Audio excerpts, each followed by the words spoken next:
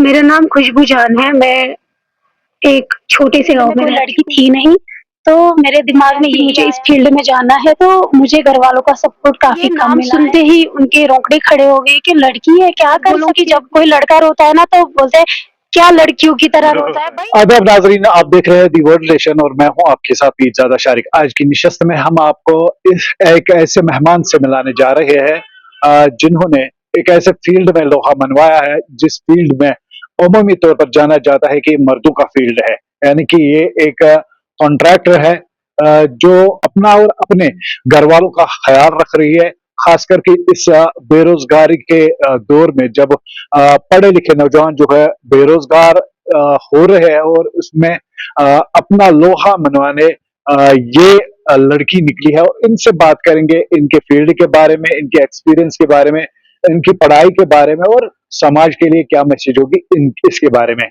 सबसे पहले आपका नाम जानना चाहेंगे और आपके पढ़ाई वगैरह कहाँ से शुरू हुई?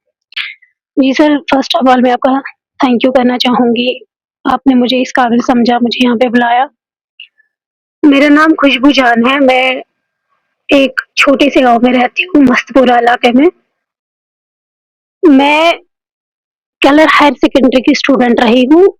मैंने केलर हायर सेकेंडरी से तालीम जो है हासिल की है। मैंने खाली 10th क्लियर किया है। 10th के बाद मुझे इस फील्ड में आने का शौक हुआ और फिर मैं इस फील्ड में आई और मैं खुशी खांडे नाम से जानी जाती हूँ। कॉन्ट्रैक्टर के इस शोबे में आने का आपको कैसे ख्याल आया? सर मुझे कुछ अचीव करना था, कुछ न्यू करना था। जो मैंने देखा कि हर जगह पे लड़कियां काम कर रही है लेकिन इस फील्ड में कोई लड़की थी नहीं, तो मेरे दिमाग में यही आया। और हमारा जो गांव है वो थोड़ा मतलब हम जंगल एरिया में रहते हैं, तो उस उनको डेवलप कर गांव को डेवलप करने के लिए मेरे दिमाग में यही ख्याल आया कि क्यों ना मैं इस काम में कोई लड़की नहीं है, क्यों ना मैं इस फील्ड में आ जाऊं। बिल्कुल। आपने जब काम शुरू किया था उस वक़्त आपके फैमिली और आपके दोस्तों का किस तरह का सपोर्ट रहा आपके साथ? सर बिल्कुल। पहले मैं घर वालों की ही बात करूंगी। मैंने जब ये काम जहन में आया कि मुझे इस फील्ड में जाना है, तो मुझे घर वालों का सपोर्ट काफी कम मिला है। उनका रिएक्शन था यही कि अच्छा जमीन को ना, तो मेरी हिम्मत टूट गई। मेरा जो हौसला था वो टूट गया कि अब क्या करें। तो घर वालों करे लोगों पे फिर क्या उम्मीद रखते हैं।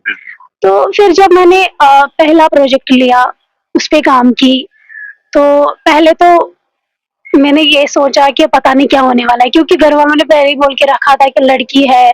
अब वहाँ पे कोई ये फील्ड मतलब उनको ये नाम सुनते ही उनके रोंगटे खड़े हो गए कि लड़की है, क्या कर सकती है खुशी, आप बैठो घर में, ऐसा नहीं हो सकता।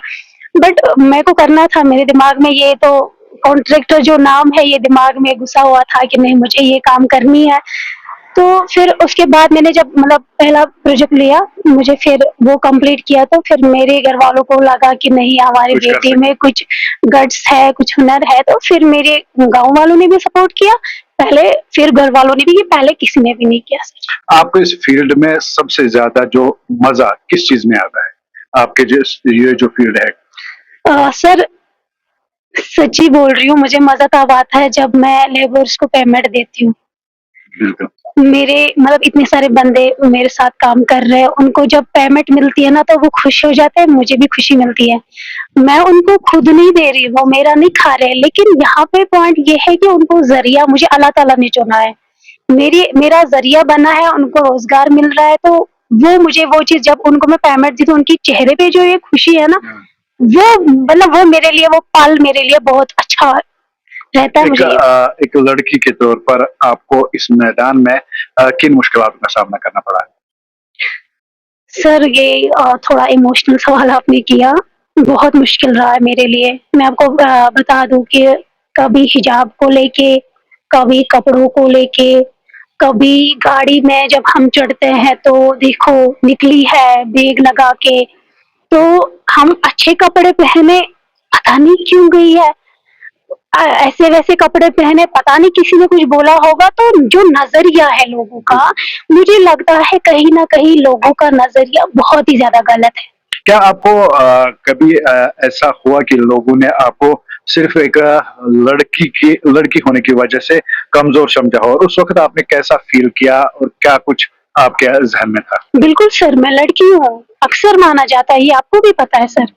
अक्सर लड़कियों को कमज़ोर माना जाता है, जब भी अगर मैं थोड़ी-सी एक बात बोलूँ कि जब कोई लड़का रोता है ना तो बोलते हैं, क्या लड़कियों की तरह रोता है? भई दोनों के सीने में दिल है, दर्द दोनों को होती है। जितना आप बेटे को अहमियत देते हैं ना, अगर आप उतनी अहमियत आप बेटी को देते हैं, मुझे लगता है कि आपका जो घर है ना वो फूलों से भर जाएगा। अब एक बार ना बेटी को आप ये मत समझो कि बेटी है, बेटी की वजह से एक पॉइंट इसमें आता है कि जब भी आप घर से निकलते हो, आपको कभी भी बाप ने ये नहीं बोला होगा बेटा आप जा रहे हैं, आपको लड़कियों के साथ भी काम है, आपको माँओं के साथ भी काम है। आप सोच समझ के चलना, कहीं आप किसी लड़की का घर या किसी औरत का घर खराब नहीं करना। अपनी नज़र जो है झुका के रखना। कभी पूछा आपको माँ-बाप ने? नेवर। क्यों? बिकॉज़ आप लड़का, आप लड़के हो, आपको नहीं ये सवाल किया जाता। लेकिन जब मैं निकलती हूँ, जब लड़की निकलती है ना तो भाई, बहन, माँ-बाप पहले ही अच्छे से चलना, अपने घर को सही से मतलब ये चीज़ें ज़रूरी ये नहीं है कि बेटी आपका घर खराब कर सकती है।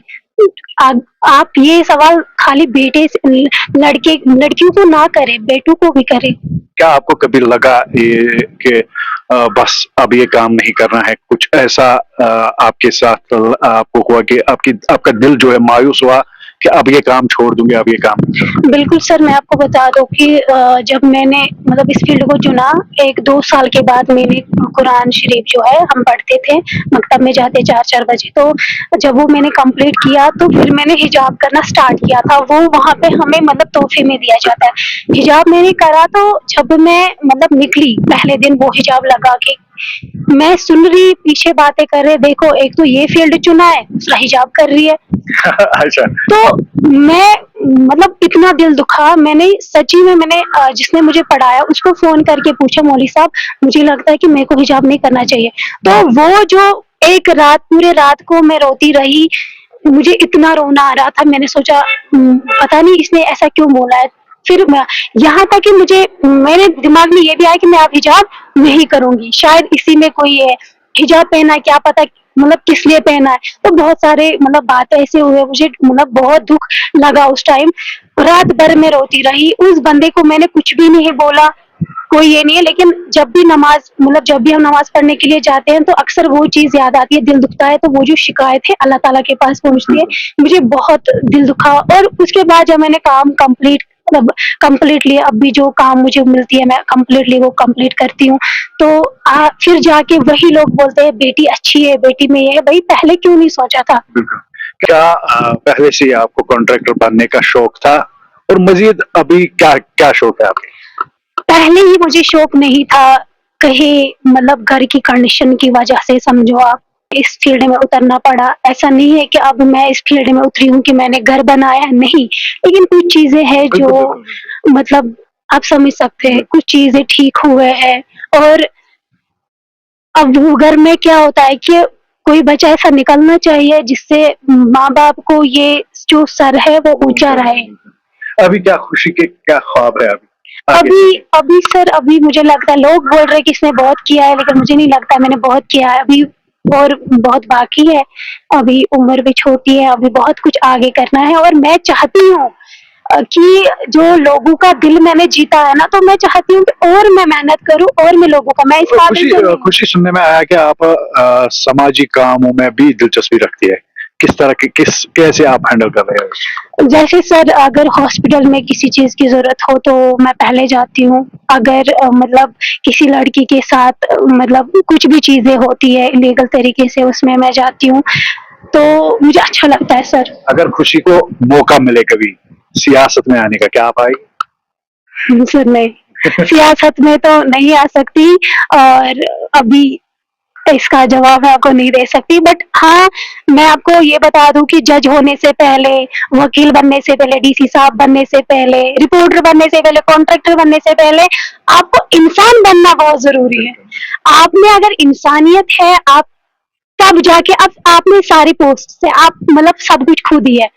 इंसान बनना ज़रूरी है कि मेरे को आगे सियासत में जाने का ये नहीं, लेकिन अच्छा इंसान बनने की कोशिश कर रही हूँ। बहुत-बहुत शुक्रिया बात करने के लिए हमारे साथ ऐसे अल्फाज खुशी जो है, खुशी खांडे जो है, ऐसे अल्फाज जो है हमारे साथ शेयर कर रही थी और हमारे नाज़रीन के लिए अपनी एक्सपीरियंस जो है वो शेयर कर रही थी और इस प्रोग्राम को नश्र करने का मुद्दा व मकसद यही है कि खुशी के जैसे कई सारी ऐसी बेटियां होंगी जो ये सोच रही होगी कि हम किस फील्ड में, ये ज़रूरी नहीं है कि आप खुशी का ही फील्ड चुनें, लेकिन हिम्मत की दाद देनी पड़ेगी। एक ऐसे फील्ड में आई है जिससे मर्दों का फील्ड कहा जाता है और मैं यकीन मानिए कि इसमें मैंने कई ऐसे मर्दों को भी देखा है जो कह रहे हैं कि ये काम जो है काफी मुश्किल है। हम दाद देते हैं ऐसे कौम की बेटी को जो हमारे माशरे के अंदर ये सभी चीजें जो है नजरअंदाज करके अपने माँ बाप का, भाई बहन का सर जो है वो फख्र से ऊंचा कर चुकी है और लोहा मनवा चुकी है इस फील्ड में। मिलते हैं अगले प्रोग्राम में और साथ साथ मैं आपको बता दूं कि मैं खुशी से बात कर रहा था कि आप समाजी काम कर रहे हो। अगले प्रोग्राम में आपको यकीन दिलाता हूँ समाजी काम करते करते मैं खुशी के साथ बात करूंगा और उस वक्त इनका फील्ड अलग होगा, इस उनका काम अलग होगा, तब भी बात करेंगे और समाज के लिए एक अच्छी बेहतर मैसेज इनसे लेंगे। मजीद